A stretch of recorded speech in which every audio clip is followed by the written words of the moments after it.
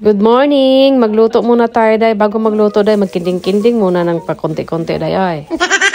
Ang video na ito, day, ay karugtong noong Lunes na video na na-upload ko kahapon. Ito ay karugtong pagkatapos namin gumala ay nagluto ako noong kinagabihan. Hapunan pala yung niluto ko, day, no? Tapos nakauwi kami dyan mga alas 3 o mga alas 4 nagluto na ako. Day, maaga talaga ako magluto, day. Gaya ng mga sinasabi ko ng mga nakaraang video ko ay ang pagkain namin ng hapunan, day, between 6 to 7. Yung hapunan namin ng alas 8, day, ay late na talaga yan, day, kasi natutulog na yan namin, day, mga alas 8, day. Kasi pinapatulog yung mga anak ko, day, kaya pinapakain ko yan sila, day, mga 6 or minsan before 6 pa. Ang niluto ka pala dyan, day, ay nag-ihaw lang ako ng isda na kulay orange ba, day, sake ba, shaki ba ang tawag dyan sa Japan, or salmon, di ko alam, day. Tapos nag-ihaw din ako ng konting karne, day. Pakunti-kunti lang naman yan, day, kaso lang napakunti-kunti, maparami, day, ba, kasi itong mga hapon, day, hindi man tumakain ng isa lang putahe lang, day, oy.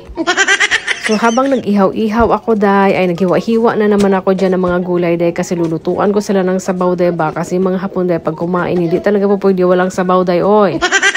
Hindi ko alam bakit ang hilig-hilig nila sa sabaw, day, para bang may nagtutoy sa kanila palagi, day. Diba sa atin, day, yung mga nanay na nagpadidi ay kailangan talaga may sabaw. Itong mga hapon, day, ang hilig-hilig sa sabaw, day, oy.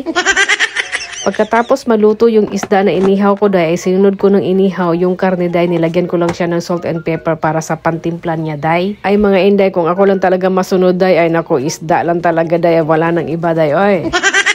Habang naghihiwa nga pala ako yun ng pansala, day, ito naman si Bunso, no, nakita niya naghiwa ako ng pipino, ay pabalik-balik talaga siya, day. Mahilig kasi ito sa pipino at saka sa kamatis, day, hindi talaga yan tinigilan, day, nandiyan siya sa gilid ko lang, day, pabalik-balik talaga siya, day, kasi may nakikita pa siyang pipino pa, day. Gusto naman niya kuhain yung isang buong pipino, day. Ang sabi ko, mamaya na, pagkainan na, ay naku, hindi talaga siya magtigil, day. Kaya ang ginawa ko, day, para hindi siya magdisturbo dito sa paligid ko, day, ba, ay nilagyan ko siya ng mga pipino doon sa isang maliit na plato, day. Tapos binigay ko na lang sa kanya, day, para matapos na, day, ba. Habang nagluluto pa pala ako dito ng inihaw na karne, day, ay nagpakulo na pala ako ng tubig doon sa lutuan, day. Nung kumulo na yung tubig, day, ay yung mga gulay, day, at kung anong mga anik-anik pa, day, ay nako, pinagsama-sama ko na yan, day, ba. Tapos tinakpan, maluto lang yan sa kanya, day, oy.